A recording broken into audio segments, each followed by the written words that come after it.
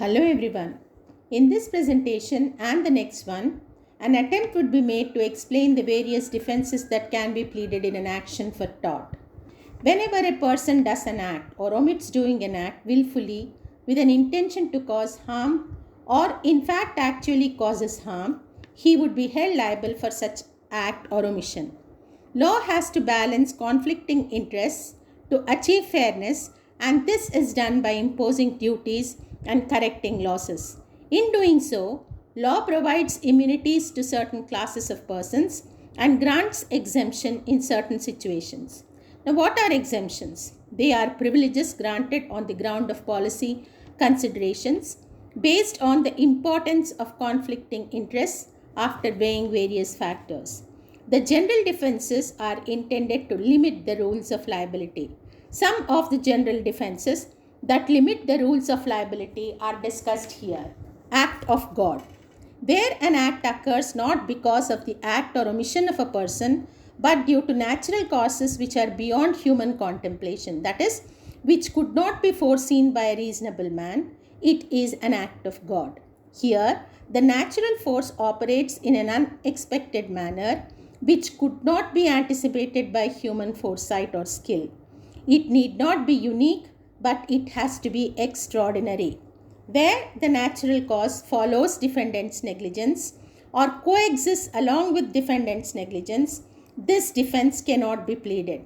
When the defense of act of God is pleaded by the defendant, he has to show that he had done everything that he was bound to do to avoid the injury. That is, he had to prove that he has exercised all care and caution and the loss caused was not because of his negligence but only due to the operation of natural cause.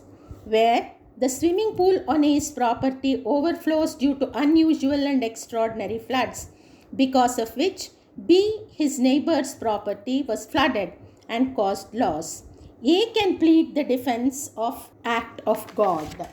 The defense of inevitable accident can be pleaded by the defendant when loss is caused due to an accident which could not be avoided, though every precaution which a man of ordinary prudence should have taken in the circumstances has been taken by the defendant.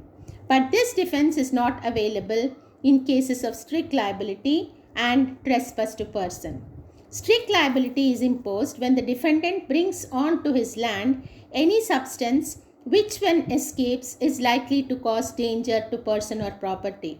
Similarly, in the case of assault, battery, etc., inevitable accident is not a defense. For example, the defendant, a firm of carriers, received a wooden box for transmission without knowing the content and having found the box leaking, opened it to examine the content. While doing so, it exploded, causing damage to the premises and death of persons present there.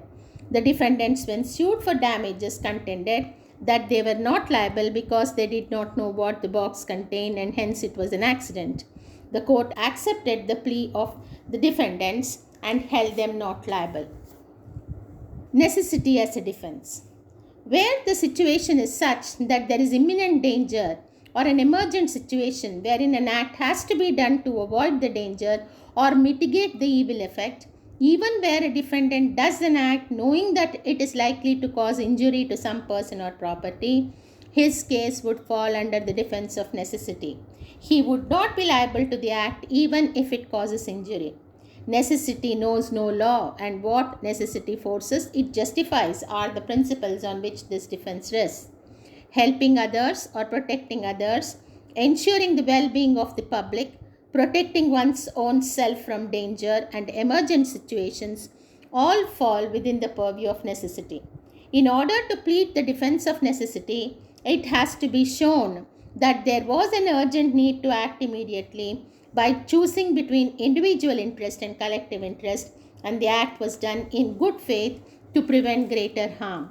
When A sees a lighted torch being thrown on a school building, he picks it up and puts it aside, which falls on a haystack and destroys it. Here, A will not be liable for loss caused due to destruction of haystack because he did it to prevent a thatched school building with children in it from catching fire thereby saving many lives.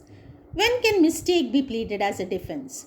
When an act, omission, or error is caused by the defendant because he is ignorant of certain circumstances, forgets certain issues, is not conscious or aware about certain aspects, is burdened by certain events, or had trusted someone who should not be trusted, he is said to commit a mistake.